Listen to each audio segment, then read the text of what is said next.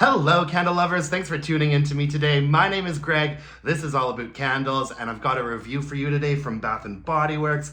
This is Pistachio, Milk, and Honey from my beloved Neutrals line of candles. I never have very many complaints about how these candles look. I really like the sort of modern, simplistic, contemporary vibe of these candles. This candle was interesting.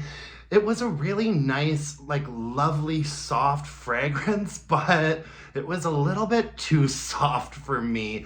The scent notes on Pistachio, Milk, and Honey are toasted pistachio, cozy shea butter, and whipped vanilla musk. And it was a nice enough fragrance. There's definitely a honeyed, milky, nutty vibe to this candle. I don't disagree with what the scent notes are telling us. This is a pretty straightforward, soft honeyed fragrance. There's like a scent profile that Bath & Body Works is using in a lot of their candles right now that seems to sort of keep getting repeated over and over again. I'm actually burning a fresh coconut and cotton, and it's got a sort of similar vibe to it. And also vanilla coconut surf, which has just been repackaged as coconut vanilla. There's this sort of soft, honeyed, milky fragrance that Bath & Body Works is using in a lot of their candles, and it's popping up again to me in this one. And it's not quite like an edible sort of gourmand situation, but I thought this fragrance was really nice actually. It's fairly mid to low range. It's not a super top heavy fragrance. If anything, the top note in this is sort of a sweet honey, although it's not very high. And then in the mid is that nuttiness. I don't know that I would particularly pick out pistachio. For me, it comes across as a little bit more of a sort of generic nutty fragrance. And then there's also something a little bit creamy and lactonic about it. They're trying to be all sort of earthy, pistachio, milk, and honey, and bare feet in the grass, and eating granola and yogurt. I don't know. Bath & Body Works really does seem to be going for a little bit of a vibe with some of these types of candles lately, and I'm not convinced that I'm super into it, mainly because they're not performing well.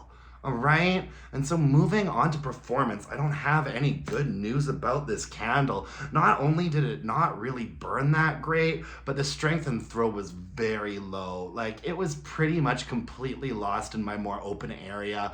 I really had to sort of sniff around for it, so I'd give it a 4, maybe a 4.5 for strength and throw in my more open space. I had to be standing fairly close to it to be able to sense it. And then in my bedroom, it was maybe a 5 for strength and throw.